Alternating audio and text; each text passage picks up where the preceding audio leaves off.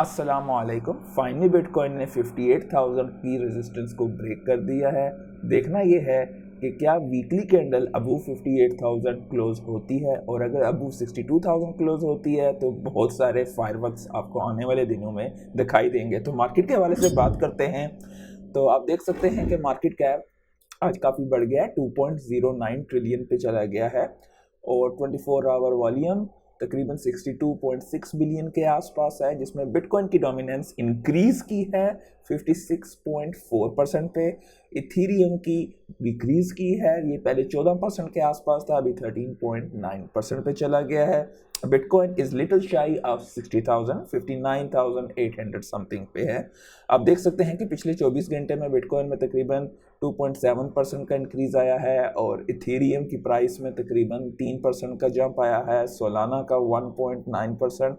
अभी तक bitcoin season है, लेकिन जैसे ही बिटकॉइन मैंने बताया है जैसे 62,000 को ब्रेक करता है तो ओल्ड कॉइन्स में आप काफ़ी ज़्यादा फायरवर्क्स देख सकेंगे, और आपको अपना जितना भी पोर्टफोलियो है वो एकदम इंक्रीज होते हुए दिखाई देगा। तो कोशिश कीजिए कि स्पोर्ट्स की बाइंग हो, लेवरेज वगैरह ना उठाइए, हलाल हराम का भी उसमें होता है, और उसमें आप लिक्विडेट होने से भी बचते हैं।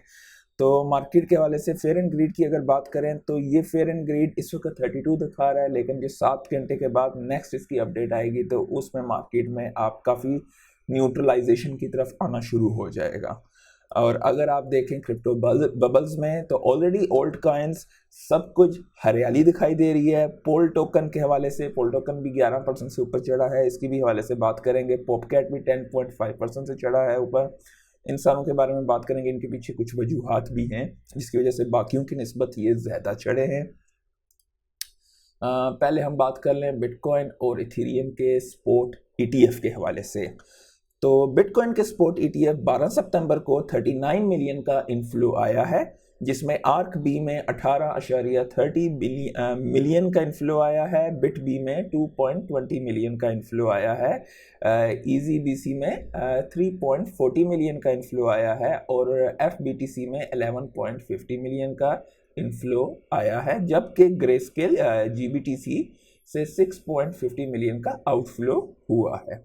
तो नेट 39 मिलियन का इनफ्लो है। एथेरियम के हवाले से देखा जाए तो आउटफ्लो है, और 20.10 मिलियन का आउटफ्लो है, जो कि ग्रेस्केल ETH से 20.10 मिलियन का आउटफ्लो है। और अगर हम हीट मैप की तरफ नज़र रखें तो मार्केट कैप आईबिट की डेफिनेटली सबसे बड़ी है, कोई ज़्यादा यहाँ पर चेंजेस नहीं आए। जिसमें ब्लैक रॉक का आईबिट का ETF जो है स्पॉट ETF बिटकॉइन का, ये 21.34 बिलियन का है। बिटकॉइन की अगर एक्सचेंज लिक्विडेशन मैप की तरफ हम नज़र दौड़ाएं तो आप यहाँ पर देख सकते हैं जितने भी लोगों ने लॉन्ग ओपन किया हुआ है, अगर बिटकॉइन रिट्रेस करता है 55 54 पे तो ये सारे जो है ना इनके गले कट सकते हैं। तो देखा जाता है कि मार्केट में किस तरीके से मैनिपुलेशन वगैरह ना हो कोई, तो बचे रहें, वरना इनकी जो है हालत टाइट होने वाली है। अच्छा जी, टेथर के हवाले से बड़ी खास खबर है। टेथर ने प्रॉफिट ब्लैक रॉक से ज़्यादा किया है 2023 में। टेथर का रिपोर्टेड प्रॉफिट जो है 6.2 बिलियन, मिलियन नहीं, 6.2 बिलियन का 2023 में था। ब्लैक रॉक का 5.5 बिलियन का प्रॉफिट था 2023 का। लेकिन मेन चीज़, या आप कह सकते हैं कि कहानी यहाँ पे ख़त्म नहीं होती है। टेथर के टोटल एम्प्लॉयज़ 100 के आसपास है, ब्लैक रॉक के 20,000 के आसपास है। अगर आप एक कारोबारी इंसान हैं तो आप इस चीज़ को बहुत अच्छी तरह समझ सकते हैं कि अगर एम्प्लॉय ज़्यादा है और एम्प्लॉयज़ कम है तो क्या फ़र्क होता है, पर एम्प्लॉय कितना ज़्यादा आप कमा सकते हैं। तो ये चीज़ भी बहुत गौरतलब है। टेथर के हवाले से इंग्लैंड के हाई कोर्ट ने जो है उन्होंने रूल आउट किया है कि USDT का स्टेबल कॉइन आपकी प्रॉपर्टी है, which is again a very good, very bullish news. UK में जो लोग क्रिप्टो की कम्युनिटी है उसके लिए बहुत अच्छी चीज़ है ये। लीगल क्लैरिटी जब होती है तो ये चीज़ें आपके अंदर इन्वेस्टमेंट पोर्टफोलियोज में भी इंक्रीज होता है, क्योंकि काफ़ी सारे मिलियनर्स पिछले साल UK से मुस्लिम मुल्कों में जहाँ पे क्लैरिटी ज़्यादा अच्छी थी वहाँ पे जा रहे थे। तो ये भी एक अच्छा इकदाम है। अच्छा, US डॉलर के बेसिकली इनको शुक्र अदा करना चाहिए, इनको थैंक्स करना चाहिए स्टेबल कॉइन्स का, जिस खास तौर पे यूएसडीटी का, क्योंकि यूएस डॉलर को जो है स्टेबल कॉइन्स की वजह से दुनिया में जो है दोबारा से, अगर आप इनका सर्वे हुआ है बेसिकली, तो नेट इनफ्लो डॉलर इंस्ट्रूमेंट में यूएस डॉलर बैंकिंग का तो जहाँ पे नहीं है उस जगह पे स्टेबल कॉइन की वजह से यूएस डॉलर की डिमांड बढ़ रही है। तो definitely US dollar was on the decline कर, लेकिन stable coins are helping it to retain its value. अच्छा जी, मैटिक का जैसे ही मैंने आपको बताया था, तो मैटिक का टोकन पोल पे कन्वर्ट हो रहा है और आज 13 तारीख को बल्कि बाइनेंस पे जो है ये प्रोसेस कंप्लीट हो जाएगा, तो आपके मैटिक के टोकन पोल में दिखाई देंगे। और अपने भाई साहब ने माइक्रो स्ट्रेटेजी जी ने जो है तकरीबन 18,300 बिटकॉइन परचेज किया है at the cost of 1.11 billion. तो ये भाई साहब जैसे ही पैसा मिलता है डाइल्यूशन करते हैं शेयर्स की और वहाँ से उठा लेते हैं बिटकॉइन, और मज़ीद स्टॉक अपनी की अप्रिसिएशन होती रहती है। बिटकॉइन का कप एंड हैंडल अगर प्ले आउट होता है तो तकरीबन $110,000 पे बिटकॉइन जा सकता है। इस वक्त हम इस रेंज के अंदर हैं। जैसे ही ये रेंज ब्रेक होती है तो फायरवर्क्स आपको लाजमी दिखाई देंगे, और वो हो सकता है कि आपकी ज़िंदगी के क्रेजी फायरवर्क्स हों। अगर आपने पिछले बुल साइकिल्स नहीं देखे हुए तो आप इमेजिन नहीं कर सकते हो कि क्या होगा। गोल्ड ने अपना नया ऑल टाइम बना लिया है, एक किस्म का इस वक्त नया ऑल टाइम पर है, वो मजीद भी ऊपर जा सकता है।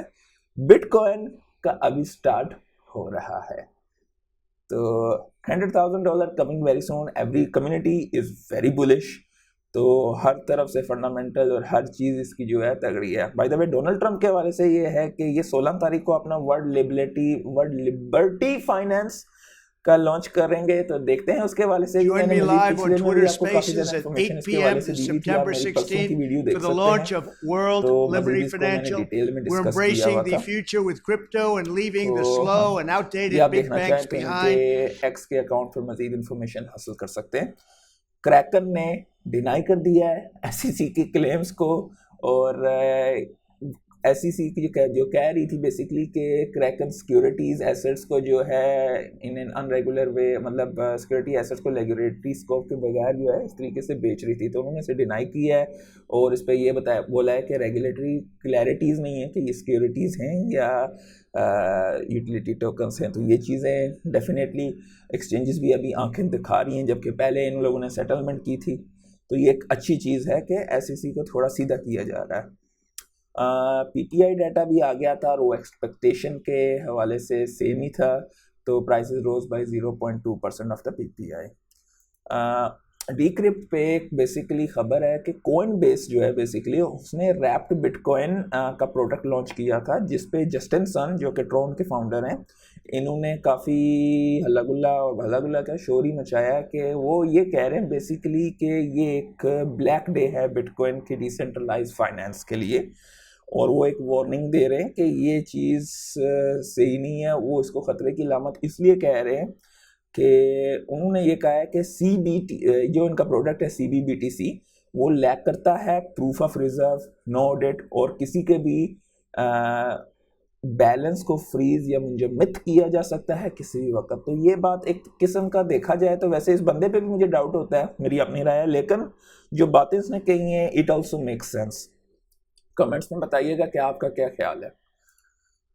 और वर्ड कॉइन के हवाले से ये खबर है कि ये ब्रिज हो सकता है अब सोलाना पे वाया वर्म होल।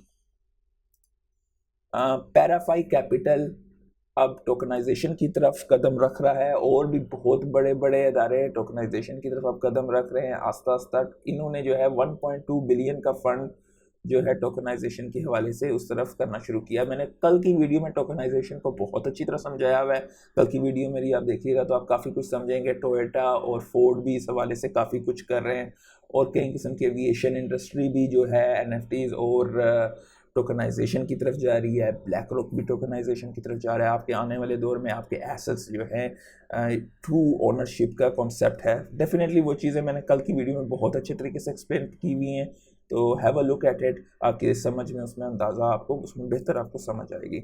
बाइनेंस की रिसर्च ये शो करती है कि जो रियल वर्ल्ड एसेट्स हैं ऑन चेन वो ऑल टाइम हाई पे तकरीबन $12 बिलियन के। ये एक्सक्लूड करता है स्टेबल कॉइन की मार्केट को जो कि 175 बिलियन की है। मेन कैटेगरीज टोकनाइज की जो है वो यूएस ट्रेजरीज हैं, private credit, real estate etcetera वगैरह। और अब जो नई कैटेगरीज हैं जिसके हवाले से मैंने आपको बात की है, एविएशन राइट्स, कार्बन क्रेडिट, यहाँ पे इस चीज़ का तो जिक्र नहीं है लेकिन आने वाले दौर में ऑलरेडी टोयोटा और फोर्ड का भी इसमें हो गया। कार्बन क्रेडिट्स वगैरह ये बेसिकली जितने भी कमर्शियल एयरक्राफ्ट के इंजन्स होते हैं, EU पे मेरे ख्याल से 2025 या 2026 से काफ़ी उन पर सख्ती होगी, तो उनके नए वेरिएंट्स आए हैं। जैसे कि आप कह सकते हैं CFM के हवाले से जो है उनका भी लीप 1 इंजन है, रोज राइस का ट्रेंट 1000 इंजन है, तो उनमें कार्बन क्रेडिट्स उनके बेहतर हैं, उनमें कार्बन इमिशन रेट उनका कम है। डेफिनेटली वो ऑफ टॉपिक हो जाती है चीज़, लेकिन वो चीज़ें भी आने वाले दौर में अगर टोकनाइजेशन की तरफ जा रही हैं तो डैट ऑल्सो मेक सेंस। आप इमेजिन कर सकते हो कितनी बड़ी इंडस्ट्री ब्लॉकचेन का इस्तेमाल करेगी। ये कोई छोटी चीज़ नहीं है, इट्स अ ह्यूज अचीवमेंट। अच्छा, ओड्स हैं कि 50 बेसिस पॉइंट अगले 18 तारीख को 18 सितंबर को 45% के ओड्स हैं बाय द वे। मेरी अपनी राय है कि 25 बेसिस पॉइंट का इंक्रीज होगा। लेट्स सी कि क्या होता है, डिपेंड करता है कि फेड कितना काम फ्री होगी। डेफिनेटली उनके पास डाटा वगैरह हम लोगों से तो कई गुना ज़्यादा ही होता है, तो they can take more informed decision. और हो सकता है, मेरी अपनी राय ये है कि सितंबर में 25 का होगा, इलेक्शन के टाइम पे 50 का होगा। वो एक टाइम पे जो है बूस्टिंग वगैरह होने के लिए। ये मेरी राय है, मैं गलत भी हो सकता हूँ, मैं कोई मैक्रो इकोनॉमिकल बंदा नहीं हूँ, अपनी एक सोच है। बाइनेंस ने फाइनली कैटी को लॉन्च पूल पे ऐड कर दिया है, तो आप इसके बारे में मज़ीद डिटेल जान सकते हैं। और अगर आप कैटी के होल्डर हैं तो you gonna make some money. इसके अलावा हैमस्टर कॉम्बैट वो भी बाइनेंस लॉन्च पूल पर ऐड हो गया है, और सुपर रन पे भी आप मज़ीद इनकी डिटेल्स बाइनेंस के ऑफिशियल चैनल से मालूमात हासिल कर सकते हैं। टोन क्रिप्टो पेमेंट्स के हवाले से सिंगापुर में एक ऐप है बाय द नेम टाडा, उन्होंने इंटीग्रेशन की है टोन के साथ, तो स्टेबल कॉइन्स को USDT या टोन को यूटिलाइज किया जा सकेगा सिंगापुर में, यानी कि टोन की एडॉप्शन सिंगापुर में भी बढ़ रही है। तो टोन दिस साइकिल के लिए एक अच्छा इन्वेस्टमेंट पोर्टफोलियो में अगर एक अच्छा टोकन है। अच्छा, उसके अलावा वैसे ये एक बड़ी खबर है आर्बिट्रम और ZK Sync के हवाले से। अगर आपने आर्बिट्रम का टोकन पकड़ा हुआ है तो आपको ये चीज़ें समझनी पड़ेंगी। ट्रेजरी डाओ जो कि one of the famous game project है Web3 पे, उन्होंने प्रपोजल की है कि वो माइग्रेट करना चाहते हैं आर्बिट्रम से ZK Sync से। कल की वीडियो में मैंने बहुत क्लियरली बहुत ज़्यादा डिटेल में बताया था L2s के हवाले से, कि L2 के हवाले से विटालिक की क्या सोच है। और बहुत ज़्यादा L2s हैं और बहुत ज़्यादा कंपटीशन है, तो हर L2 में आप आंखें बंद करके इन्वेस्टमेंट ना करें, बहुत कम सरवाइव करेंगे नेक्स्ट साइकिल को। तो ये चीज़ देखिए, आर्बिट्रम कितना बड़ा प्रोजेक्ट है, लेकिन क्यों वो ZK Sync पे मूव हो रहे हैं, कई चीज़ें हैं। तो ये चीज़ें समझनी है। अगर आप एक इन्वेस्टर हैं तो कल की वीडियो, अगर आपने आर्बिट्रम में इन्वेस्टमेंट की हुई है तो कल की वीडियो मेरी ज़रूर देखिएगा। बाय द वे, अज़ूकी अगर आप NFTs के हवाले से जाना चाहते हैं तो जैसे ही उनकी ये वीडियो आया है इंट्रोड्यूसिंग anime.com, तो उनके NFTs की प्राइस शूट अप हो गई। देख लीजिए इसकी वीडियो को।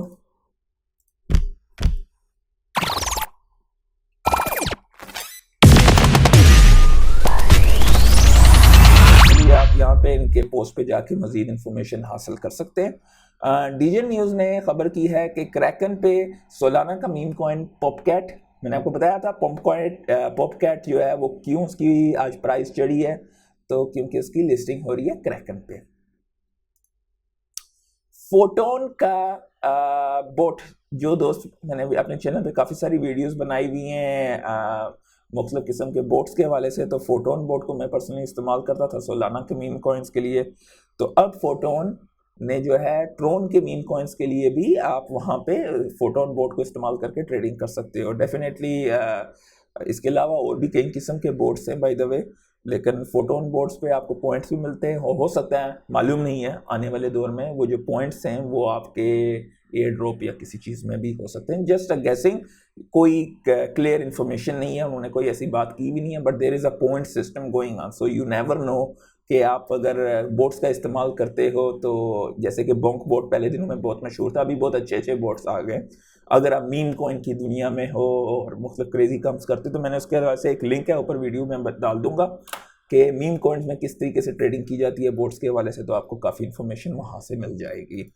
चाइना के हवाले से खबर ये है कि 70 साल में पहली दफ़ा उन्होंने रिटायरमेंट एज को बढ़ाया है। औरतों की एज जो है उन्होंने 55 से 58 कर दी है और मर्दों की एज 60 से 63 कर दी है। तो पाकिस्तान में रिटायरमेंट एज क्या है मुझे कमेंट्स में बताइएगा। आज के लिए इतना ही, अल्लाह हाफिज़।